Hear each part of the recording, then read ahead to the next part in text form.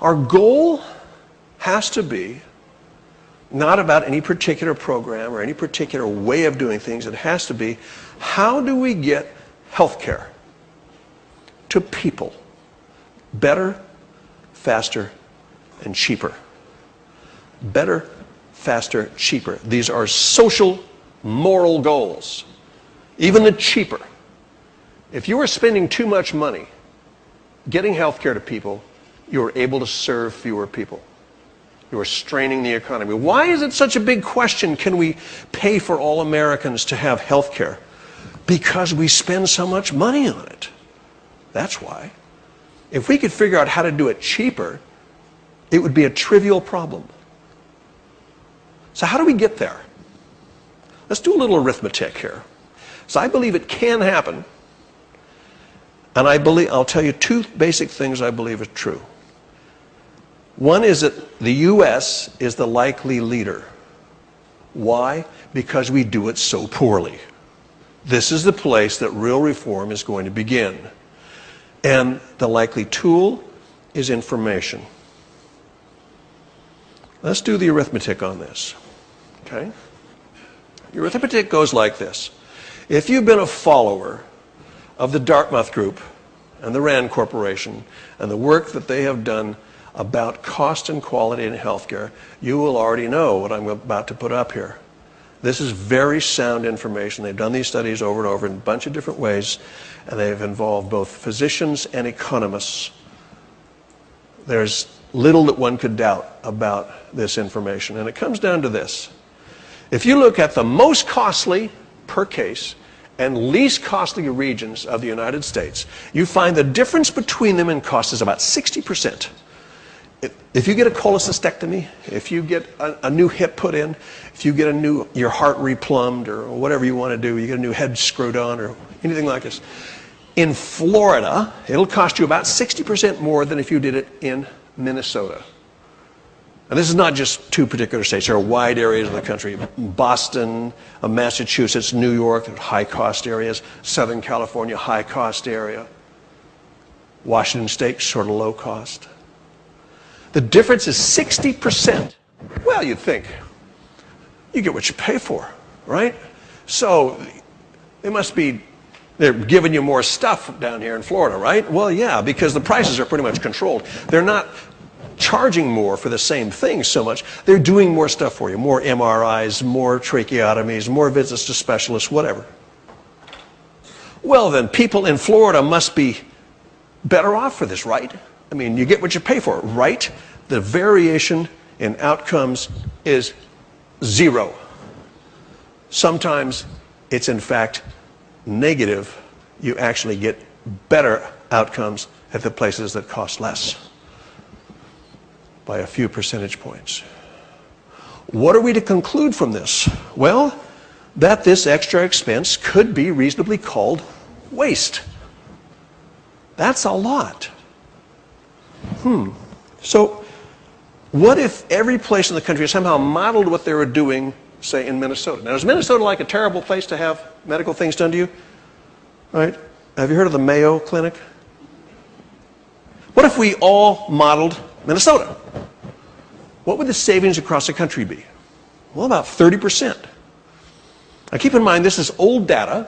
I mean, this is like 1990s, early 2000s. So we're looking at we're not looking at some whiz-bang new way of doing medical care. We're talking about the way we've always done medical care. Some places do more, some places do less. And it turns out the places that do less, you're no worse off. So you could save 30% if we all modeled the way it's done in the least expensive areas with no drop in quality. In fact, there would be an increase in quality. It's estimated some 30,000 people a year are killed by unnecessary procedures. You save 30,000 lives right off the bat. Now, how much is 30%? Well, in 2008, it is projected we're going to spend 2.4, you see that T? That's trillion. An unimaginable, mind-boggling big number, right? 30% of $2.4 trillion is $720 billion. I think that needs to be written a little bit bigger. 720,000,000,000, 720 billion dollars. Now, if we could somehow salvage that out of our system, could we pay for every American to have health care?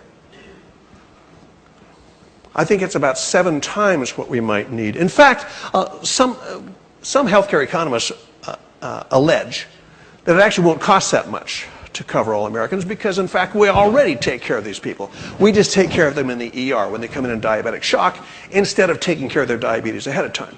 So actually, it might cost less if we took care of everybody. But leaving that aside, could we take care of ourselves? Yeah, we could take care of ourselves. We could have every American. We could pay for every American's health care. Oh, and by the way, while we're at it, we could pay for Russia. And we could throw in India. Why not? It's only 1.3 billion people. We could throw in all of the Middle East. We could throw in Africa. We could throw in Eastern Europe. We could throw in Scandinavia. We could throw in all of the Americas, except for Canada. They spend too much money up there. And most of Asia.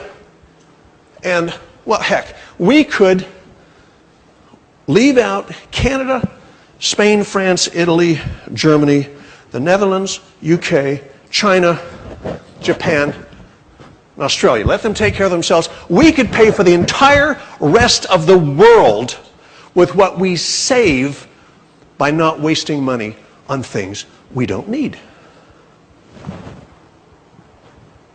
Wow. Now, as I say, keep in mind, this is doing medicine the way we've always done it before, just imitating the places that do it somewhat more efficiently. There are many things we've done in other industries that we haven't done yet in healthcare. And we could imagine if we did them, we could drive down the cost even more. If we began to ask, how can we do this better, faster, cheaper, it is likely, it is easy to imagine that we can in fact cut the cost not by 30%, but by 50%. I want you to think about how you got here. Unless you drove here. You bought a ticket. How many people had their ticket made out for them by an agent? I see one hand. How many people did it by some kind of computer? Right. How different is that from 10, 15 years ago? The kiosks at the airport. When did they go in? Now, did those systems go in because the airlines were in love with technology and they were flush with cash? They went in because the airlines were suffering. In fact, most of them were bankrupt at the very time they put those systems in. Why? Because the cost differential between you walking up to a kiosk and getting your seat and you having an agent do it is approximately 50 times. Now, that's just one example. Happens in all kinds of industries, happens all over the place. If we think of healthcare as that moment between the doctor and the nurse and the patient, that clinical moment, that moment of human judgment.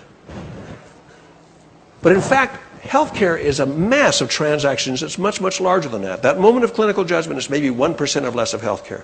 If we took everything in healthcare that could possibly be done by a machine, from waxing the floors to watching the entrances to adding up the bills, everything, and had it done by machines, as they do in other industries, and left for the humans the things that humans are really good at, that we really want humans at, we would find not only a great decrease in transactional costs, we would find a tremendous increase in the amount of time that a doctor or a nurse can actually spend with a patient, helping them be healthy. So automate everything, measure everything.